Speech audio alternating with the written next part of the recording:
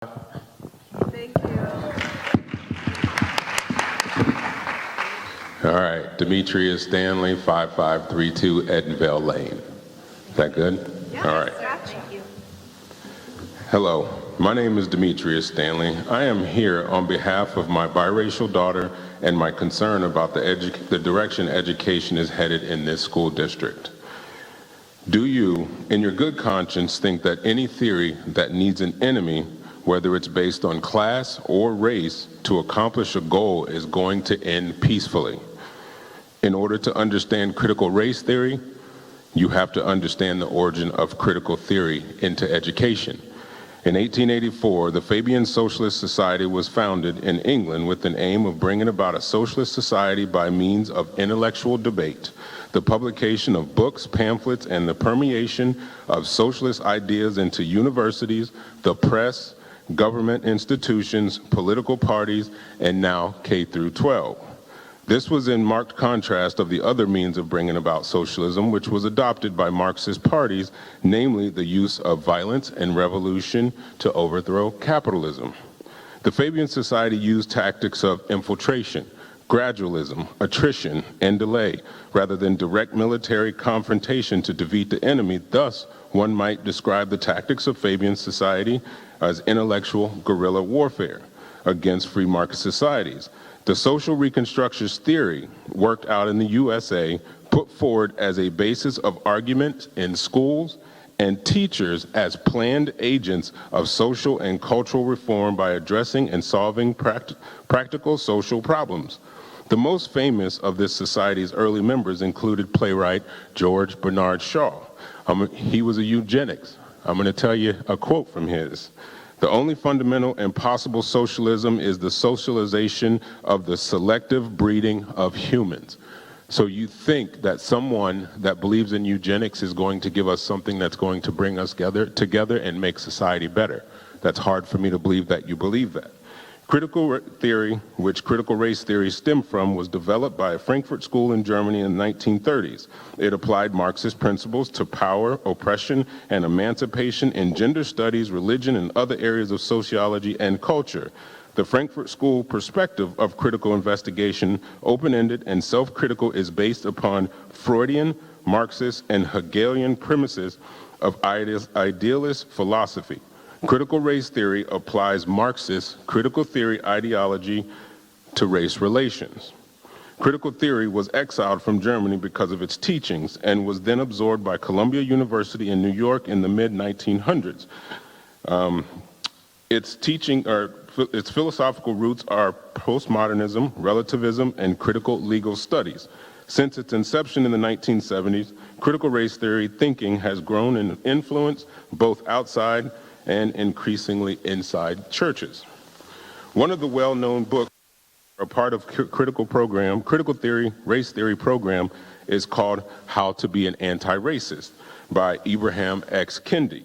The quote says, "The only remedy for racist discrimination is anti-racist discrimination. The only remedy to past discrimination is present discrimination. The only remedy to present discrimination is future discrimination." How to Be an Anti-Racist, page 19. Critical theory is all over the world. This isn't a new concept. The problem with critical theory is known as critical race theory in the US is one, most people don't know its origins, and two, it finds the weak spot of a nation, it pokes at it until society breaks down. Its natural design is to create conflict. How do you suppose calling a Caucasian person racist just because of their skin color is going to help people understand how not to be racist? Any theory that needs an enemy to accomplish a goal will never end peacefully. The generalization of groups of people is wrong and detrimental to the well-being of any society. Yes, we need to change some things in this country, but teaching a child political agendas and your political beliefs is not the reason I send my child to school. Don't get me wrong. Critical race theory has some great points, but the delivery will be the downfall. I find it hard to believe that people of your stature do not understand the history of this movement. It is a small part of a larger economic war, capitalist versus socialist, here in America and around the world. It is your responsibility as leaders to truly understand what we are facing and the position you are putting our children in. We are depending on you to put all of our children's best interests in mind. I feel these teachings are disregarding my child altogether. My child is biracial, and these teachings will confuse her. I do not believe it is your job to teach this lesson. And for me, my child comes home and sees a Caucasian woman and myself getting along in love, beautiful home, eat every day, food on the table, clothes on our back, and then you're going to confuse her and tell her that my wife is the enemy and that I'm oppressed. That's not true. That's not true.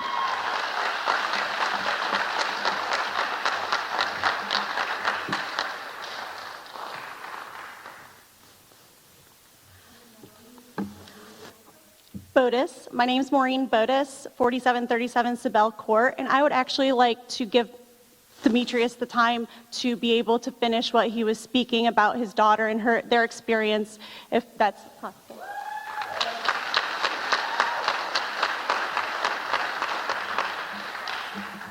And I'm not for anyone, I'm not against anyone.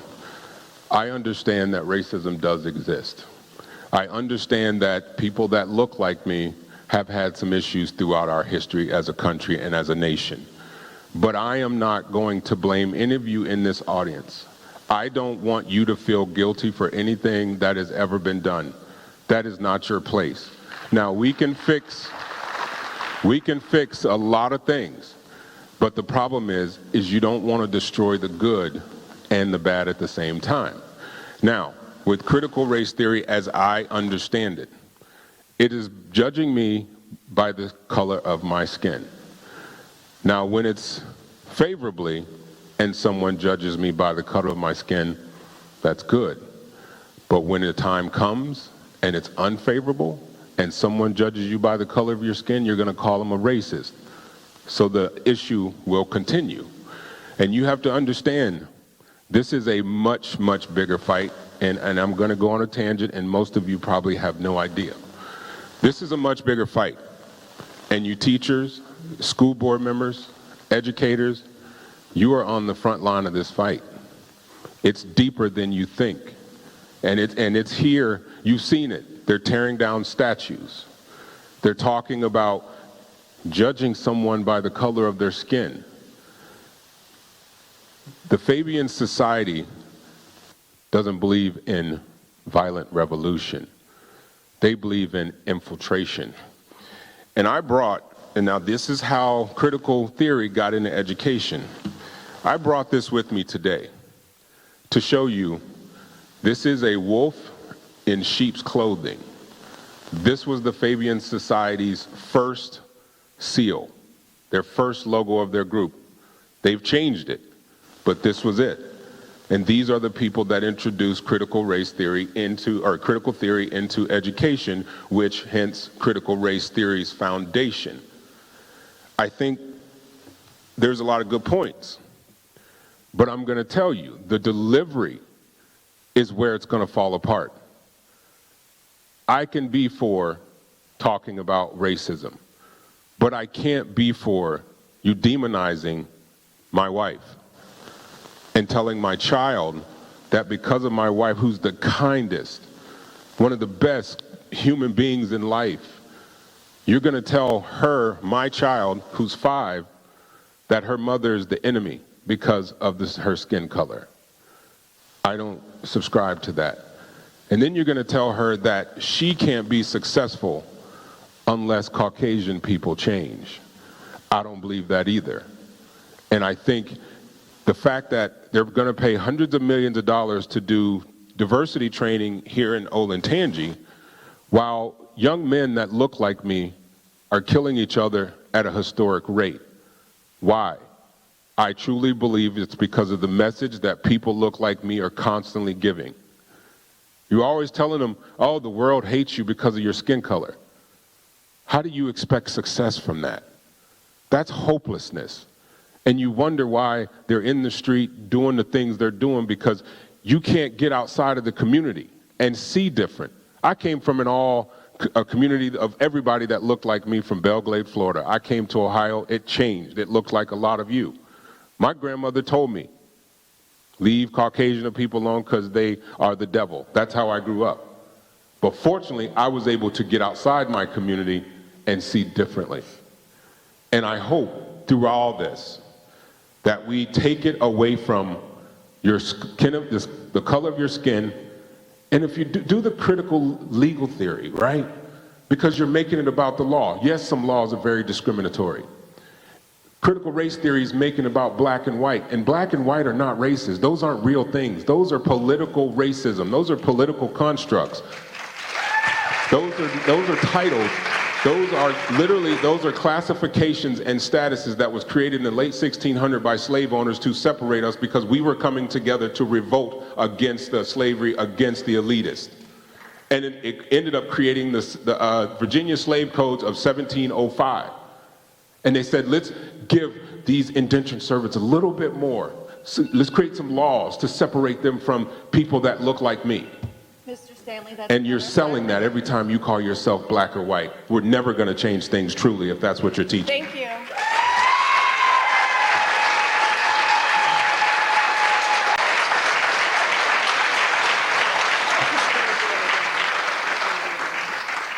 Ms. Kelly Peterson? Hi, I'm Kelly Peterson, 4723 Normandy. I would like to give my time to Mr. Stanley as well.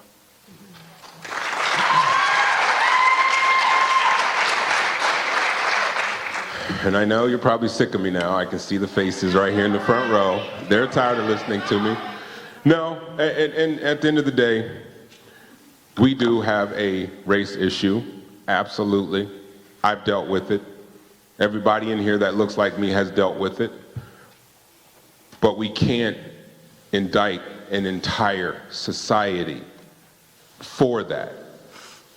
Because the people in here, the people that live next door to me or next door to you never wrote a law that discriminated against you. Ever and ever. And so what we need to do is come together and go and change what's happening in Washington. Because we're bringing politics into our school. My child is 5 years old. All she should be thinking about is Barbie dolls and going to the pool with my wife and wrestling with her daddy. And I'm being told that I'm gonna send my child to school and she's gonna be taught about the color of her skin. And critical race theory, from what I'm understanding, it doesn't deal with people like my child who is mixed. It is black and white.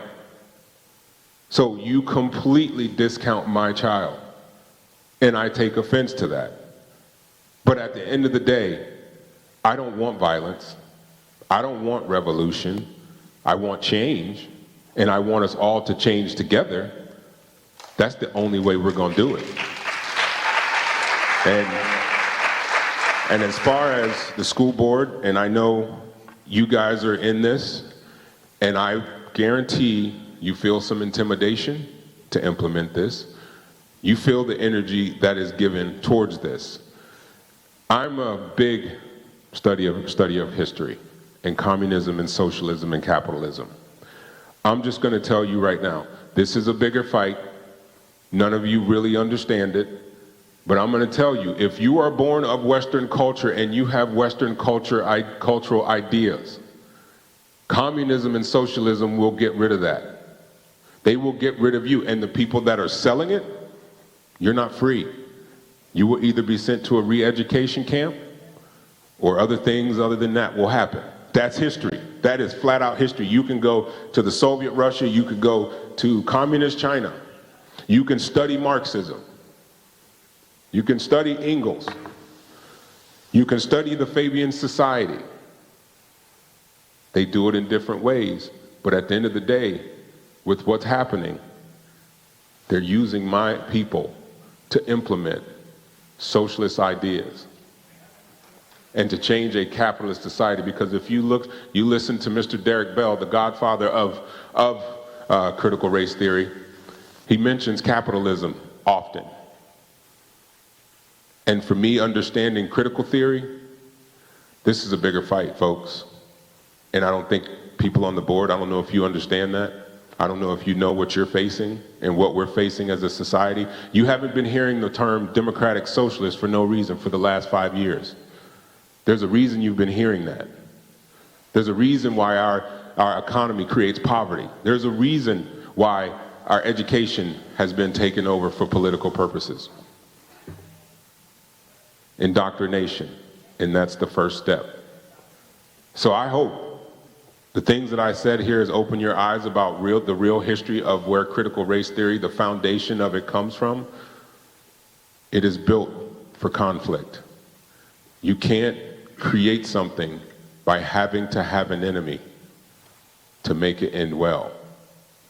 I love my community. I love everybody in it. And I don't love you because of the color of your skin. I love you because you're good people and you want the best for your child just like I do. So thank you guys very much. But I want you to leave here today understanding this is way bigger than education. And I hate that they use my people to put this up. They've done it to us for decades and we keep falling for it. I hate it. But that's what it is. That's how I see it. That comes from my study. And we keep voting for the same thing. Thank you guys.